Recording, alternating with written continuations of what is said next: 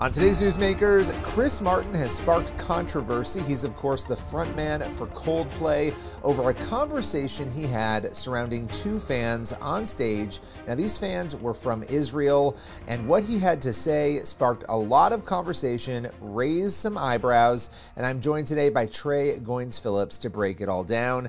Here is our conversation. All right, so Coldplay, they got themselves in a little bit of hot water recently. They had a concert at Wembley Stadium, and Chris Martin, the lead singer, he invited two fans onto stage. Their names were Avia and Tal. Turns out when he asked where they were from, they said that they're Israeli. They're here from Israel, or were there for Israel for the concert. And after they revealed that they're from Israel, Chris told the crowd, oh, they're from Israel. There were a lot of cheers, but then there were also some audible boos that people heard. And then it kind of descended into chaos from there, Billy. Chris kind of tried to, I guess he was trying to make people feel better when he said, oh, I love humans from everywhere. It doesn't matter. We're treating people equally as human beings on Earth. But then he said, randomly, I also want to welcome the people from Palestine.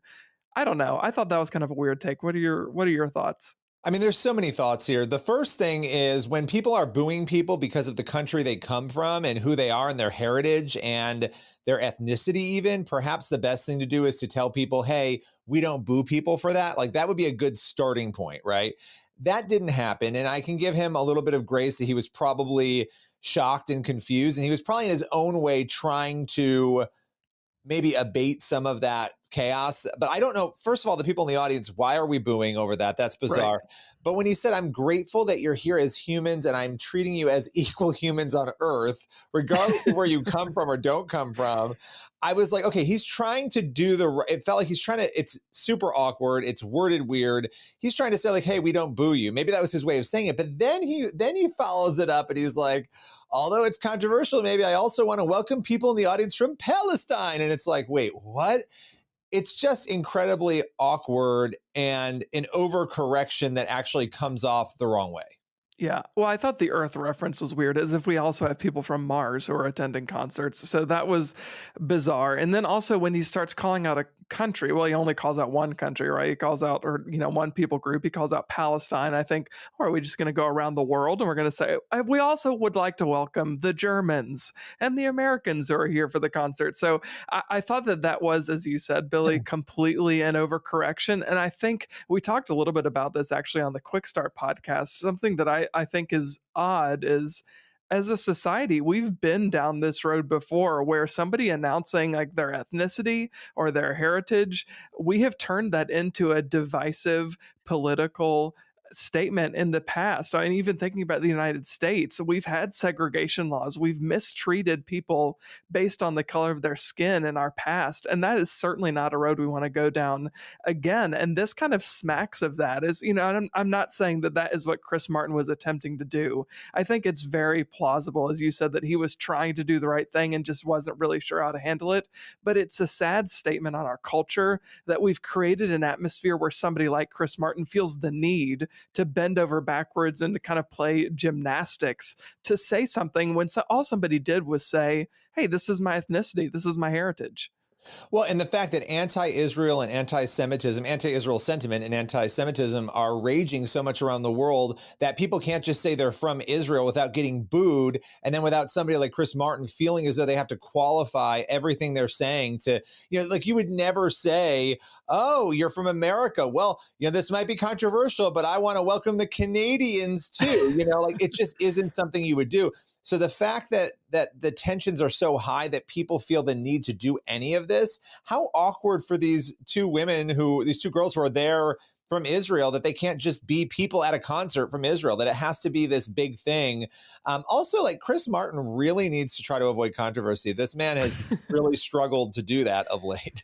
Yeah. Look, I think being of Jewish or Israeli heritage or ethnicity, like or religiously, if you're Jewish, just taking up space is not a problem. But it seems like that is the place that we find ourselves in, and that's scary, especially in the United States, where we're seeing this burgeoning anti-Semitism that's been there on the left, but it's starting to grow even more so on the on the far fringe right. And we're seeing a lot of that, coming at different angles in different ways. And I think that this just kind of pours fuel on that fire of anti-Semitism. And I know, Billy, you recently actually spoke with a group that's trying to combat some of that. So tell us a little bit about that group.